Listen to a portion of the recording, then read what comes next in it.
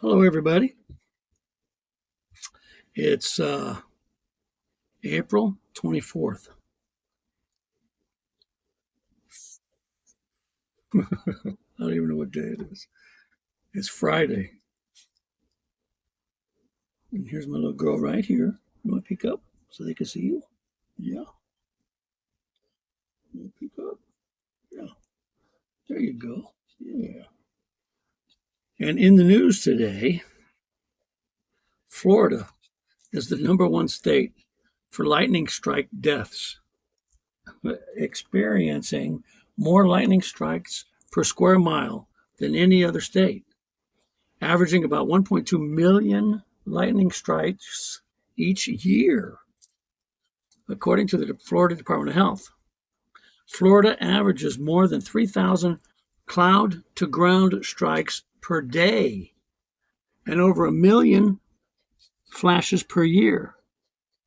The runner up for electric activity is my state, the Lone Star State, as Texas recorded 42 lightning strike deaths from 2006 to 2025.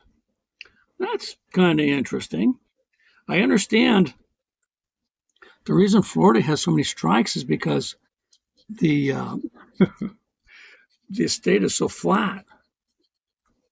I don't know. That's what it said.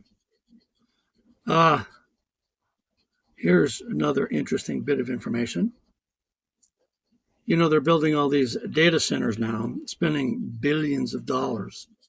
Well, they're spending so much money on building these things that they're having to lay off their workforce to save the money to pay for it.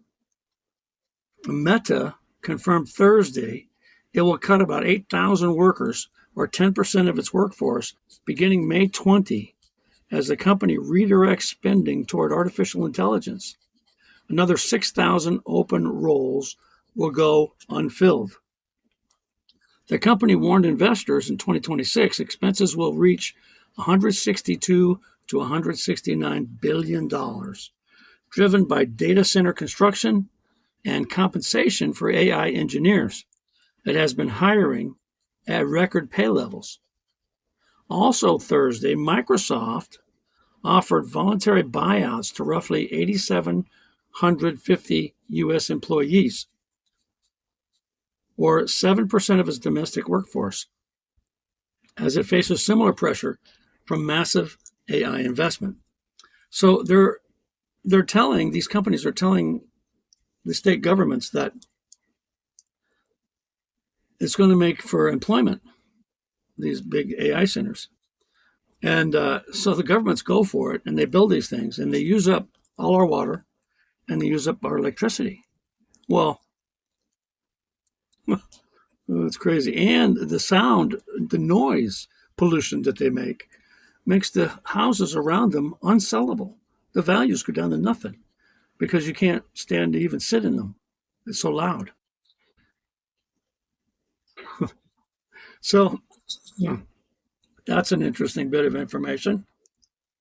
And here, this one interests me quite a bit, especially in Texas, because we have a problem in Texas. This is from Steve Turley. Florida has seen a significant rise in its Muslim population, sparking concerns over radical activities. Islam is pushing the agenda to replace the Constitution with a legal system from the 7th century. Governor Ron DeSantis signed HB 1471, ensuring only American law is applied in Florida courts. Like you have to have a Senate bill to do that. It should only be American law in American court. Anyway, Texas and Arizona have also taken definitive steps to ban Sharia law, reflecting a broader national movement. Up to 70% of local Orlando businesses are Muslim-owned, complete with Arabic signage. Florida has become a documented hub of radical Islamic activity. This is not an isolated movement. It's part of a broader awakening across red state America. I would say all of America, but it's interesting how they say red state. Yeah, that's pretty big. You know, Islamic Sharia law They stone their women. They beat their women. They don't allow them to get educated. I mean, it's not American at all and doesn't belong here. The Muslims that can assimilate, fine, fine. I don't know that many can.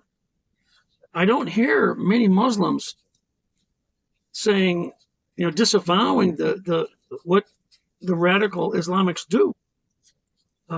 If I heard that, then I might be a little bit more convinced that they can assimilate. But they seem to, maybe they're afraid. I don't know. But as long as they're pro-Sharia stuff, they're anti-me. It's 11:35 here in Texas, Central Time. So I didn't have a lot of time to check too much news, but that's my news update for today, with my opinions shoved in. So you folks have a great day. Want to tell them have a great day? Millie? Okay. You're the star, Yeah.